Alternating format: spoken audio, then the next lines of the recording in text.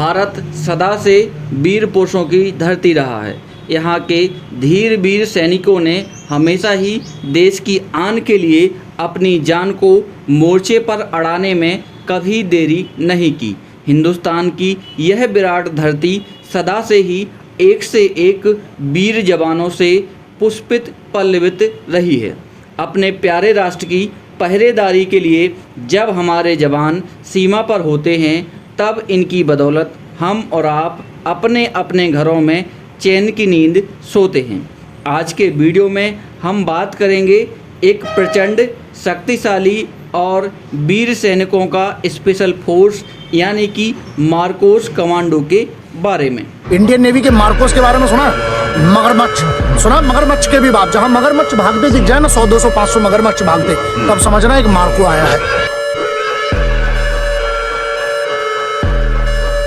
भारतीय नौसेना के इस विशेष बल यानी मार्कोस का गठन फरवरी 1987 में किया गया था।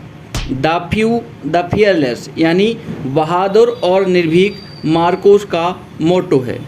मार्कोस की चयन प्रक्रिया। मार्कोस का प्रशिक्षण इतना व्यापक होता है कि इनको आतंकवाद से लेकर नेवी ऑपरेशन और एंटी पायरेसी ऑपरेशन में भी इस्तेमाल किया जाता है। मार्कोस कमांडो को अमेरिकी नेवी सील से भी बेहतर माना जाता है। कहा जाता है कि सेना के 1000 सैनिकों में से कोई एक ही मार्कोस कमांडो बन पाता है। आवेदन करने वाले उम्मीदवार को पहले 3 दिन शारीरिक फिटनेस टेस्ट और योग्यता परीक्षा से गुजरना होता है। आवेदन करने वाले करीब 90% उम्मीदवार यहीं रिजेक्ट हो जाते हैं और जो सेलेक्ट हो जाते हैं उन्हें 5 सप्ताह की कठिन परीक्षा से गुजरना पड़ता है, जो कि इतना कष्टकारी होता है कि लोग इसकी तुलना नरक से भी करते हैं। इस प्रक्रिया में ट्रेनी को पूरी नींद नहीं लेने दी जाती है, उन्हें भूखा रखा जाता है और उनसे कठिन परिश्रम करवाया जाता है। इस चरण को जो ट्रेनी पार कर जाते हैं उनको वास्तविक ट्रेनिंग के लिए चुना जाता है। मार्कोस की वास्तविक ट्रेनिंग लगभग 3 साल चलती है। इस ट्रेनिंग के दौरान मार्कोस को अपने कंधे पर 25 किलो का भार लेकर जांघों तक कीचड़ में घुसकर 800 मीटर दौड़ लगानी पड़ती है। जवानों को हालो और हाहो नाम की 2 ट्रेनिंग दी जाती है।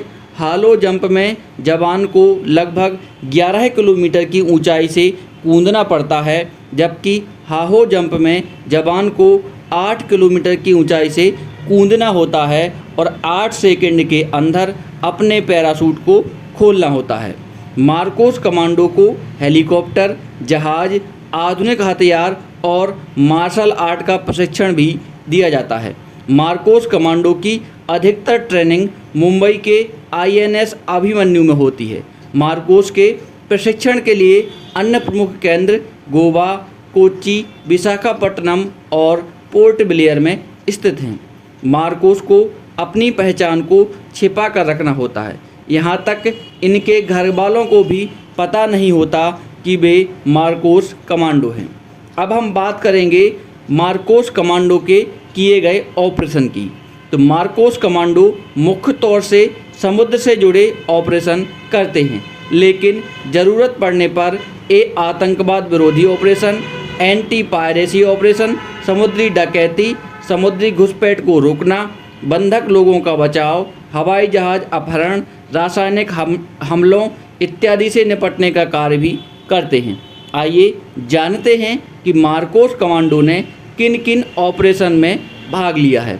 नंबर 1, श्रीलंका में ऑपरेशन पवन 1987। इस ऑपरेशन में भारत के मार्कोस कमांडो ने शांति सेना के तौर पर भाग लिया था। मार्कोस कमांडो ने श्रीलंका में LTTE के कब्जे वाले जाफना और त्रिंकोमाली बंदरगाह को आज़ाद कराया था। इस ऑपरेशन में मार्कोस कमांडो पीठ पर विस्फोटक लादकर समुद्र में 12 किलोमीटर तैर कर गए थे तथा जाफना बंदरगाह को उड़ा दिया था और LTTE की जवाबी कार्रवाई में एक भी कमांडो घायल नहीं हुआ था। बात करेंगे दूसरे ऑपरेशन की। मालदीव में ऑपरेशन कैक्टस 1988। मार्कोस ने ऑपरेशन कैक्टस के अंतर्गत मालदीव में सत्ता पलटने की आतंकियों की कोशिश को नाकाम किया था।